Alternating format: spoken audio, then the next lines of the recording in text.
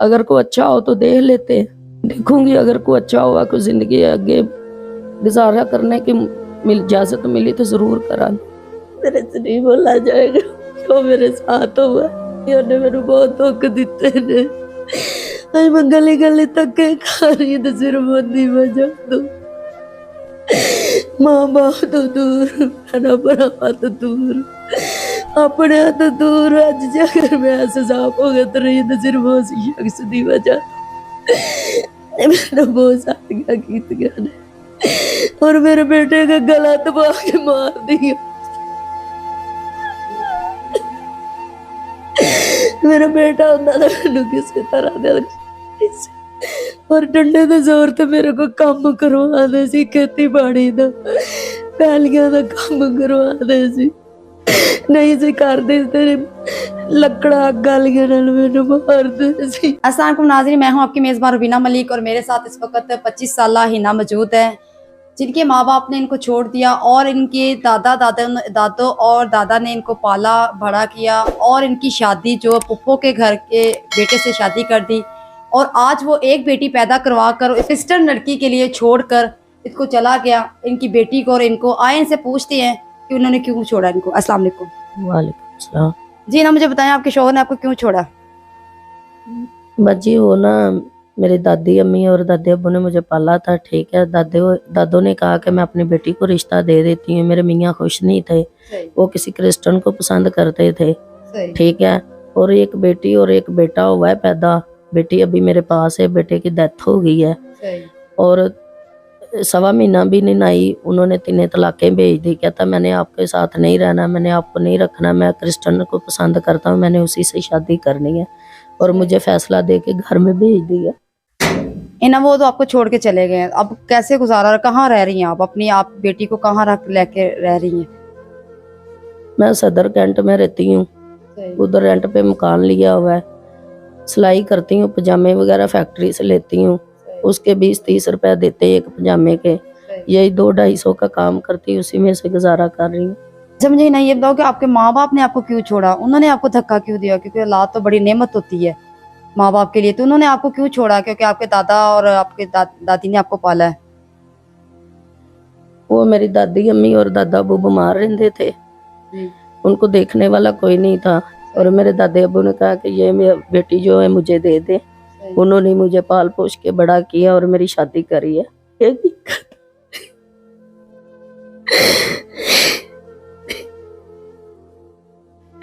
अभी मेरे दादे की डेथ हो गई, वो बहुत हो गया हुआ है। अकेली दादो है, वो बीमार है, उसको देखने वाला कोई नहीं है मेरे अलावा।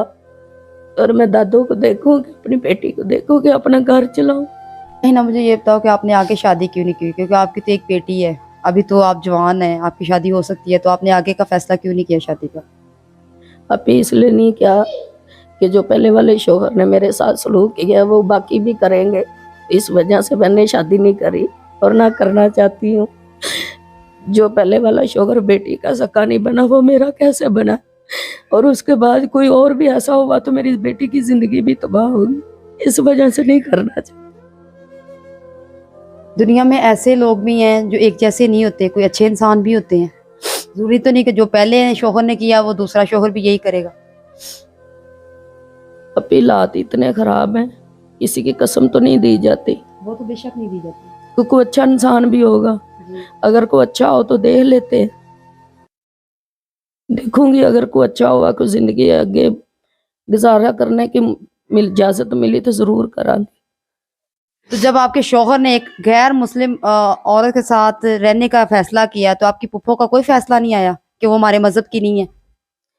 वो कहता था मैं मुसलमान कर लूंगा, ऊपर से मुझे मार पीट के घर से निकाल देते थे और मेरे से कभी कभार बेटी भी छीन लेते थे, पाँव भी पकड़ती थी।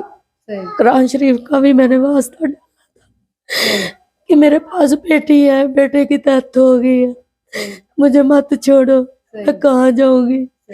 आपने शादी करनी है कर ले, प्लीज मुझे मत छोड़े। मैंने बहुत मुश्किल का सामना करा, मुझे मारते थे, पीटते थे, मुझे घर से बाहर धक्के मार के निकाल देते थे, मुझे खाना नहीं देते थे। और मेरे साथ ये हकीकत हुआ। मैं ये चाहती किसी लेडीज के साथ भी ऐसा मत हो। अच्छा मुझे ना ये बताओ कि आपका कोई बहन भाई, कोई जो आपको सहारा दे सके, ऐसा कोई नहीं है आपके? नहीं, वो बहुत गरीब है। मेरे भाई छोटे छोटे हैं, बहना छोटी है, बहुत गरीब है। वो तो किसी गांव में रहते हैं। मैं किसी पे बोझ नहीं बनना चाहती।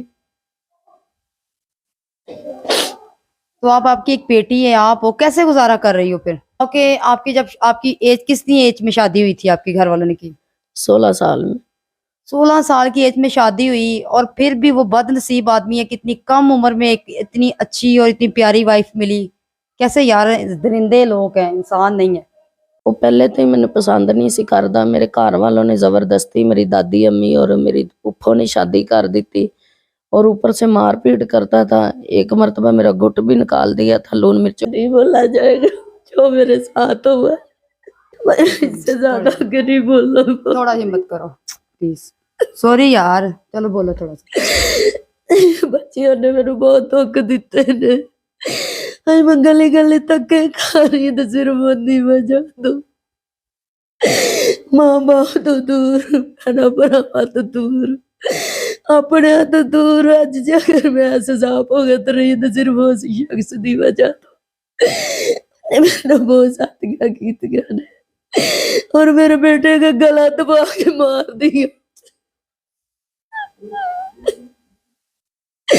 मेरा बेटा होंदा तो मैनू किसी तरह दे नहीं सी।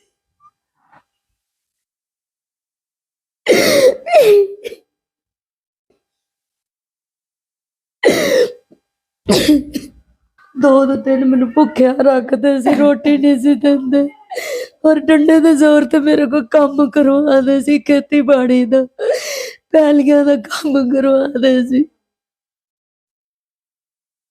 नहीं सी करदे ते लकड़ा गालियां नाल मैनू मारदे सी। मेरे बेटे को मारा 5 दिन का था और नाक से और मुंह से खून दी उल्टियां आन लग पईयां सी। मेरा बेटा नीला पीला हो गया सी। मेरे बेटे को मैं दूध पिला रही, दूध नहीं पी रहा था। इतना मेरे साथ जुल्म करा और मैंने कहंदे सी तेन तलाक ते नहीं। मैं कहा मैं नहीं लैनी, मैं अपनी बेटी और बेटे दे सिर ते जिंदगी गुजारना दी। उन्होंने मेरे को बेटा भी छीन लिया। जी नाज़रीन, आपने हिना की गुफ्तगू सुनी, बहुत ज़्यादा दुखी हैं और बहुत ज़्यादा इमोशनल हुई हुई हैं। मैं इनको नहीं चाहती कि और ज़्यादा परेशान करो। कैसा इंसान था, इंसान तो ना के दरिंदा था, जिसने एक गैर मुस्लिम औरत के लिए अपनी खुद की औलाद को दफन कर दिया, गला घोट के मार दिया। ये कैसा इंसान था यार। ऐसे दरिंदे हो ना तो चौराहे पे खड़ा होकर ना इनको गोली से उड़ाना चाहिए। अब मैं आगे नहीं बोल सकती यार, सॉरी प्लीज, मैं खुद बहुत परेशान होगी, इसी समझे ज़्यादा दीजिएगा।